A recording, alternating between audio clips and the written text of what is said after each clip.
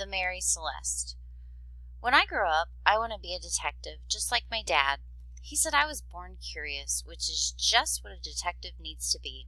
What I'm most curious about now is my father's file of old mysteries that have never been solved.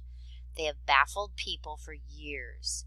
Dad calls these cases open, but I call them history mysteries, and I am determined to figure them out.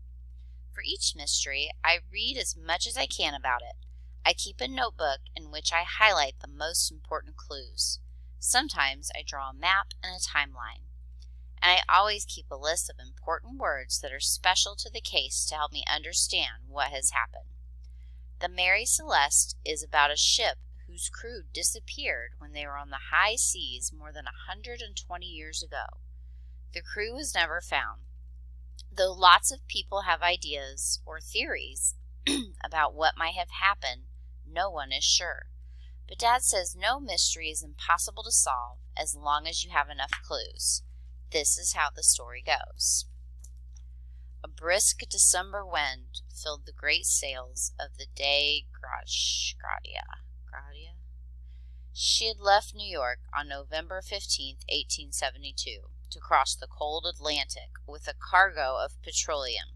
It was a long trip, many days on an empty ocean and nothing to look at but the thin line between the sea and sky. Early in the afternoon of December 4th, December 5th in sea time, Seaman John Johnson, alert at the wheel, spotted a smudge on the horizon. He called out excitedly, "Captain Morehouse, sir, there is something coming towards us off the port bow." First purple note. Petroleum, a crude oil before it has been refined for use. A seaman is a sailor. Pink note. Sea time. Sea time and shore time are measured 12 hours apart because sea time is counted from noon, when the sun stands directly overhead. Port. The left side of a ship. Starboard is the right side of the ship. Bow is the forward part of the ship. Stern is the rear part of the ship. Note at the bottom right. Dei Gratia is Latin for by the grace of God. The ship was a Nova Scotian brigantine owned by George F. Miller of Bear River, Nova Scotia. Its captain was David Reed Morehouse. Next page. Captain Morehouse looked through his spyglass. Even though the smudge was miles away, he could tell it was a ship heading in their direction. But as she came closer, he saw that the ship moved slowly, oddly, running aimlessly before the wind. Only 3 sails were still set.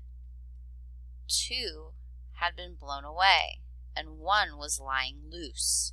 The rest of the sails were furled. Several of the Dei Gratia's crew gathered at the rail to watch the oncoming brig. To the right, purple note, a brig is short for brigantine, a 2-masted ship. Last sentence on the page on the left. They all knew something was wrong. Spyglass is a handheld telescope. Furled means something rolled up or fastened like a sail. Note on the bottom right. When sailors see a ship sailing towards them, they can tell by the way she is moving whether something is wrong. If she yaws badly, swinging erratically to the right or left, sailors can easily see there is a problem, even from far away. They can also note if the sails are properly trimmed for the amount of wind that is blowing. Next page. "Get me to Mr. DeVoe," ordered the captain. A seaman went below deck to rouse the first mate from his berth. The first mate is the second in command after the captain. A berth is a sailor's sleeping quarters.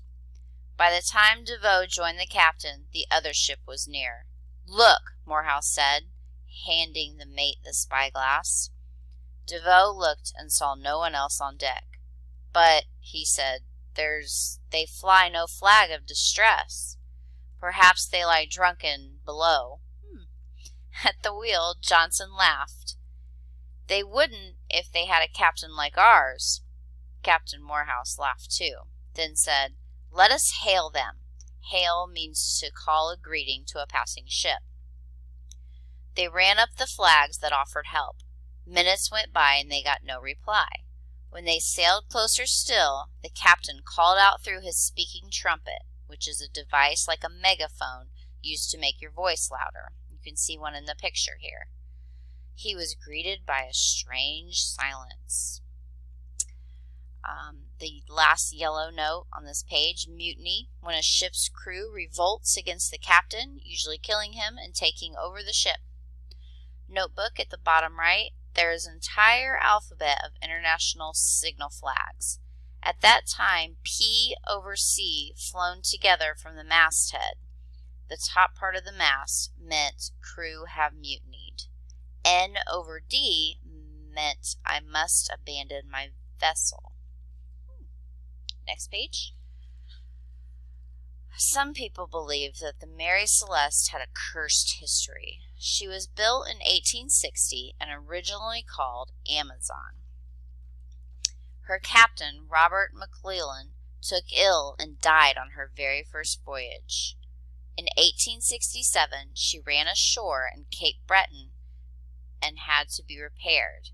In 1868, she was sold to an American and given a new name, Mary Celeste, possibly as a superstitious way to avoid more tragedy.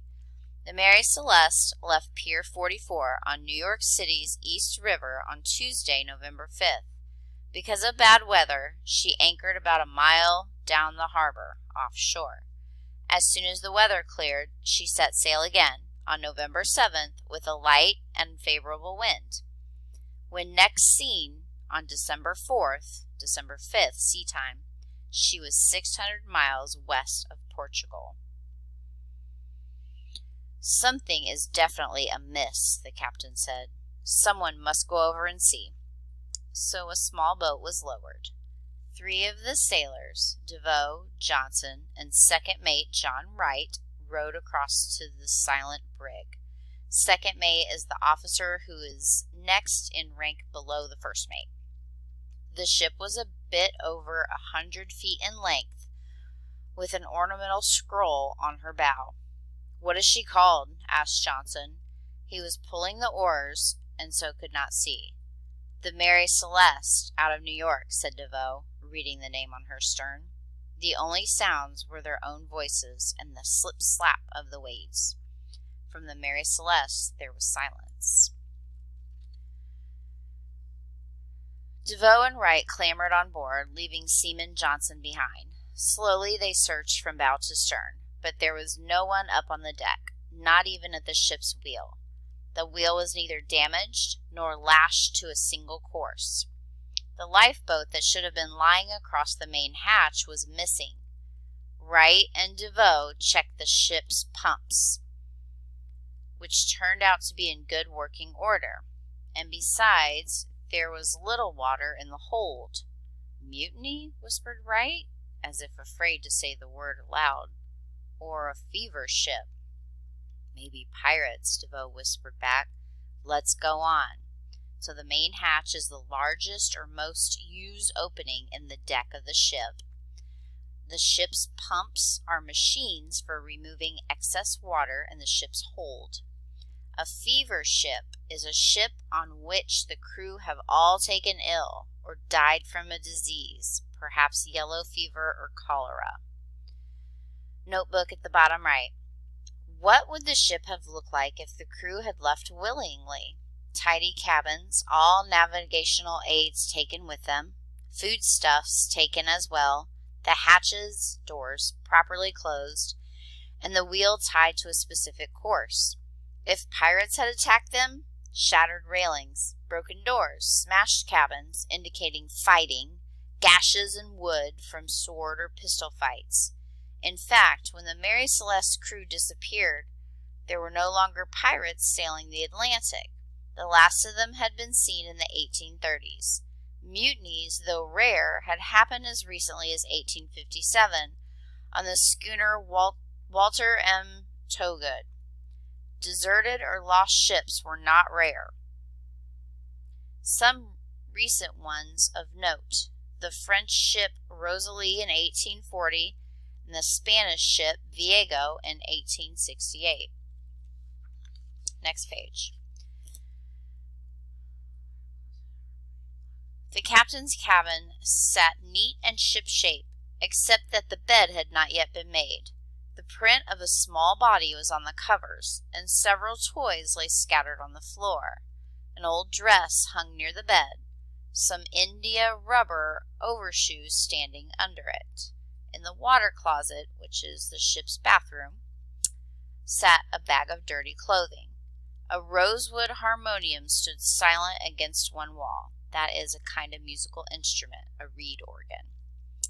Above it, a shelf of music books. The captain of the Mary Celeste had brought his family with him, and many of the comforts of home. In the first mate's cabin, the ship's log lay open. The log is the detailed record of a ship's voyage kept by the first mate. The last entry dated 8 a.m., November 25th. No trouble had been noted up to that time. The captain would have been extra careful in choosing the crew with his wife and baby daughter aboard. The crew consisted of first mate Albert Richardson, second mate Andrew Gilling, steward and cook Edward William Head, and 4 German seamen, 2 of them brothers, 7 in total. They all had reputations as first-class sailors. Mrs. Briggs wrote to her mother that the captain thought the crew a pretty peaceful set this time all around. If they continue as they had begun, can't tell yet how smart they are. Okay, I'm going to read the story part first. But some important items were missing from the Mary Celeste. Where's the chronometer? So a chronometer is a very accurate ship's clock, not affected by motion or weather. DeVoe added, and where are the sextant navigation books and the ship's register? So the sextant is an instrument used by sailors to navigate by the stars. Navigation book is a book that includes tables and calculations to help sailors find their way at sea, using mathematics. They both knew a ship would never sail without these. Had the captain taken them with him when he left? And then why had the family not taken their clothes, or the captain's wife her jewelry? The 2 men asked themselves these questions. There was nothing to eat or drink in the captain's cabin, so the sailors checked in the ship's galley and pantry. They found a 6-month supply of uncooked food and fresh water. They checked the crew's quarters, which were in good order, except that there was no crew to be found. So the ship's register is the ship's official written documentation that describes its specifications and lists its owner or owners. Top right, the notes. DeVoe checked the ship's galley, the kitchen, and found all the kettles, pots, and utensils washed up. There was a barrel of flour about 2/3 full. No cooked food was visible. The hold had enough food for the crew for at least 6 months, including meat and potatoes. It looked as if nothing was found out of place or had been taken. I found, DeVoe later testified in court, no beer, wine, or spirits whatever in the ship. Next page. The last place the men looked was in the ship's hold, where her cargo, 1,700 barrels of raw alcohol, was well stowed. Not a single barrel had been opened. All in all, DeVoe and Wright looked around the Mary Celeste for over half an hour. They found no sign of anyone on board, no signs of struggle.